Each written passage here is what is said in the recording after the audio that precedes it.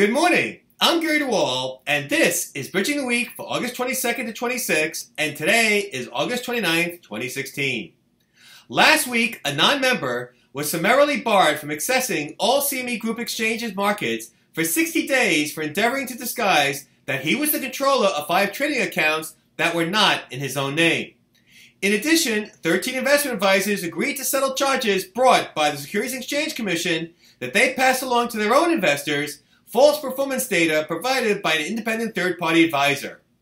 I am off to vacation for a week, so there won't be another regular edition of Bridging the Week until September 12th. So I can be sure to be on time for my plane. Let's get started. Andrei Sakharov, a non-member, was summarily barred from trading any CME Group product for 60 days based on a determination by CME Group's Chief Regulatory Officer or delegate that such action was necessary to, quote, protect the best interests of the exchanges and the marketplace, end of quote. According to CME Group, on multiple dates since July 1st, Mr. Sakharov allegedly placed orders on Globex in an account not in his name and without an executed power of attorney. Using this account, he placed small quantity orders on one side of the market in August 2016 gold and natural gas futures contracts and large quantity orders on the other side. He then canceled both sides of his orders quickly afterwards. CME Group did not claim that any of these orders were placed to effectuate the execution of other orders. However, it claimed that Mr. Sakharov placed trades without any intent that they be executed. CME Group also said that an unnamed introducing firm advised it that the account on whose behalf Mr. Sakharov placed these orders had been referred to the Cyprus Securities and Exchange Commission for possible money laundering.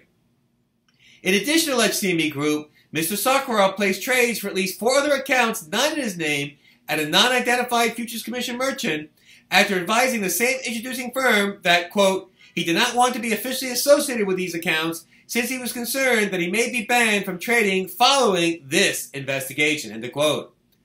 Often forgot, futures exchanges like CME Group exchanges have adopted rules to permit summary denial of access to exchanges trading facilities, quote, upon a good faith determination that there are substantial reasons to believe that such immediate action is necessary to protect the best interests of the exchange, end of quote. This authority is used more often than you might imagine. Check out some background on the Legal Weeds feature related to this article on my website. 13 investment advisors settled charges brought by the Securities and Exchange Commission for fines of between $100,000 and $500,000 US for passing along to their advisory clients false performance data provided by another independent investment advisor. According to the SEC, each of the 13 advisors used performance data provided by F-Squared Investments, Inc., formerly registered with the SEC as an investment advisor from March 2009 through January 2013 to solicit investors for managed trading programs based on F-Squared's Alpha Sector Index.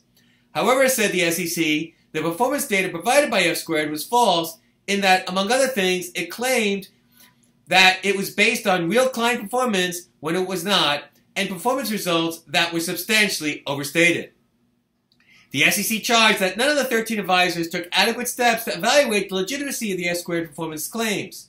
The SEC charged each of the 13 advisors with failing to make and keep records necessary to demonstrate the calculation of performance or rate of return it provided to 10 or more persons, as well as distributing advertisements that were false and misleading. The SEC also filed and settled charges against Apollo Commodities Management LLP, a private equity fund advisor, and 3 other Apollo Management private equity fund advisors for their inadequate disclosure to investors and a supervisory lapse. The SEC charged that, from at least December 2011 through May 2015, Apollo accelerated the assessment of annual monitoring fees due from certain portfolio companies it advised upon the private sale or initial public offering of such companies. However, claimed the SEC, Apollo failed adequately to disclose in advance to the portfolio companies or their limited partners that the payment of such fees might be so accelerated.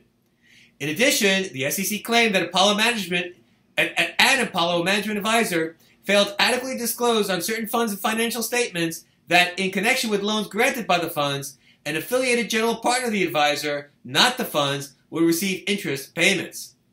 Finally, the SEC claimed that after a former Apollo senior partner was determined to have impermissibly charged personal items and services to Apollo advised funds and the fund's portfolio companies in 2010 and 2012, Apollo did nothing more than require the partner to reimburse the entities and reprimand the manager.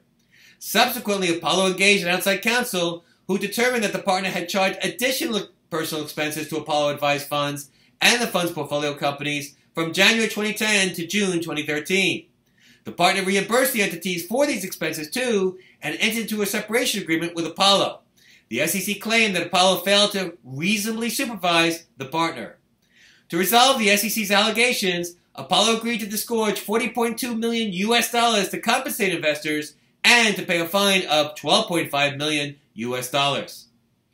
And finally, the Commodity Futures Trading Commission approved Seed CEF LLC as a swap execution facility. Seed's website indicates that it will offer swap products in emerging agricultural markets with idiosyncratic production risks. Apparently, its first swap products will be a derivative based on hemp, a type of cannabis plant. I guess buyers and sellers will conclusively get to determine in this marketplace whether the grass is truly greener on the other side. Well, that's it for this week's edition of Bridging the Week. As always, there's more information in each article and more articles on the article version of Bridging the Week on the website. Check it out. I'm Gary DeWaal. Have a great next 2 weeks. Until the next edition of Bridging the Week. Ciao.